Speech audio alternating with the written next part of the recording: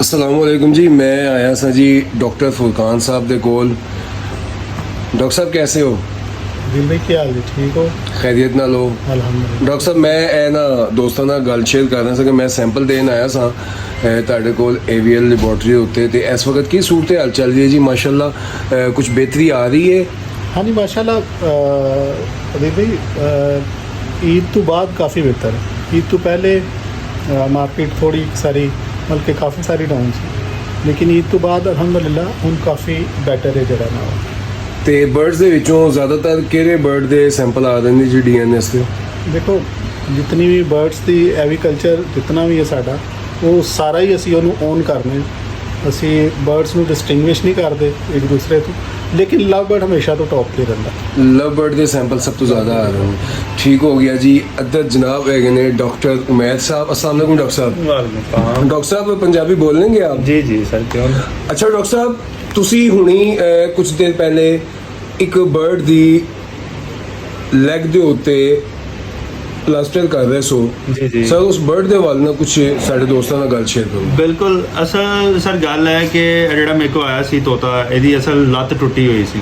ਠੀਕ ਹੈ, ਉਹ ਲੱਤ ਦਾ ਆਇਆ ਸੀ ਕਿ ਉਹਨਾਂ ਨੇ ਕਿਤੇ ਰੱਖਿਆ ਔਰ ਚੂਹਾ ਆਇਆ ਸ਼ੈੱਡ ਦੇ ਅੰਦਰ, ਔਰ ਚੂਹੇ ਨੇ ਆ ਕੇ ਉਹਨੂੰ ਕਹਿ ਲਓ ਕਿ ਬਾਈਟ ਕੀਤੀ। ਉਹਦੀ ਵਜ੍ਹਾ ਨਾਲ ਉਹਦੀ ਹੱਡੀ ਬ੍ਰੇਕ ਟੁੱਟ ਗਈ ਹੋਈ ਸੀ। ਠੀਕ ਹੈ, ਉਹ ਹੱਡੀ ਟੁੱਟ ਗਈ ਸੀ ਤਾਂ ਜ਼ਾਹਿਰੀ ਗੱਲ ਕਹਿੰਦੇ ਕਿ ਪਹਿਲੇ ਸੀ ਕਿਸੇ ਹੋਰ ਉੱਥੇ ਕਰੀਬ ਕਲੀਨਿਕ ਸੀ, ਉੱਥੇ ਵੀ ਲੈ ਕੇ ਗਏ ਨੇ ਤੇ ਉਹਨਾਂ ਨੇ ਕਿਹਾ ਜੀ ਇਹ ਇਸ ਤਰ੍ਹਾਂ ਹੀ ਰਹੇਗਾ, ਦਾ ਕੋਈ ਇਲਾਜ ਨਹੀਂ।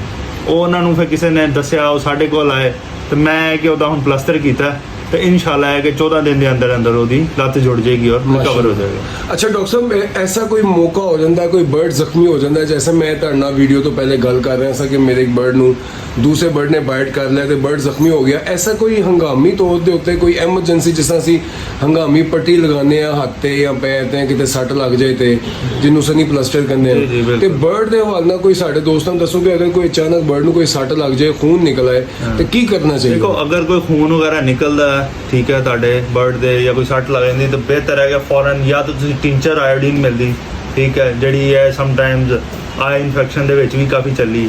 ਉਹ ਜਿੱਥੇ ਬਲੱਡ ਨਿਕਲਿਆ ਉੱਥੇ ਕਾਟਨ ਹਲਕਾ ਜਿਹਾ ਗਿੱਲਾ ਕਰਕੇ ਉਹਨੂੰ ਦਬ ਦਿਓ, ਉੱਥੇ ਦਾ ਉੱਥੇ ਖੂਨ ਉਸ ਟਾਈਮ ਰੁਕ ਜਾਏਗਾ। ਤੇ ਡਾਕਟਰ ਸਾਹਿਬ ਜੋ ਲਵ ਬਰਡ ਤੇ ਖਾਸ ਤੌਰ ਤੇ ਮਤਲਬ ਜਿੱਥੇ ਉਹਨ ਚੋਟ ਲੱਗੀ ਹੈ ਉਹ ਬਾਅਦ ਚੋਂ ਬਾਈਟ ਕਰਦਾ ਰਹਿੰਦਾ, ਛੇੜਦਾ ਰਹਿੰਦਾ, ਤੇ ਉਹਦੇ ਵਾਸਤੇ ਉਹਦੇ ਲਈ ਸਭ ਤੋਂ ਬਿਹਤਰ ਹੈ ਮਾਈਸਿਟਰਾਸਿਨ ਕਰੀਮ ਆਂਦੀ, ਤੁਸੀਂ ਉਹ ਇਸਤੇਮਾਲ ਕਰੋ। ਉਹਦੇ ਨਾਲ ਇਹ ਹੋਏਗਾ ਕਿ ਉਹ ਆਪਣਾ ਜਿਸ ਤਰ੍ਹਾਂ ਬਾਈਟ ਕਰਨਾ ਜਾਂ ਆਪਣੇ ਜ਼ਖਮ ਨੂੰ ਖੁਰਚਣਾ ਉਹ ਛੱਡ ਦੇਵੇ।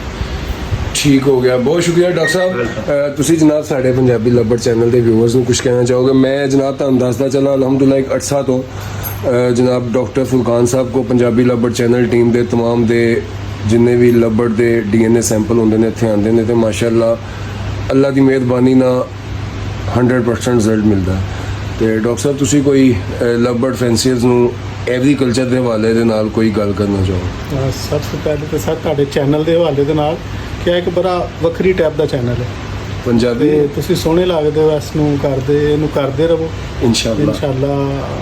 ਵੈਸੇ ਵੀ ਪੰਜਾਬੀ ਸਾਡੀ ਮਾਂ ਬੋਲੀ ਹੈ, ਇਨਸ਼ਾਅੱਲਾ ਇਹਦੇ ਤੇ ਸਾਨੂੰ ਕੰਮ ਕਰਨਾ ਚਾਹੀਦਾ। ਜਿਹੜਾ ਬਾਕੀ ਫੈਂਸੀਅਰ ਵਾਸਤੇ ਵੇਖੇ ਜੁੜੇ ਰਹੋ ਇਸ ਹੌਬੀ ਦੇ ਨਾਲ, ਇਨਸ਼ਾਅੱਲਾ ਅੱਲਾ ਇਨਸ਼ਾਅੱਲਾ ਖੈਰ ਕਰੇਗਾ इंशाअल्लाह ताला जी। अल्लाह ताला को दुआ है कि जी एग्रीकल्चर पूरे पाकिस्तान च चलता रहे, तो पाकिस्तान के बर्ड्स का पेट्स का काम चलता रहे। अस्सलाम वालेकुम।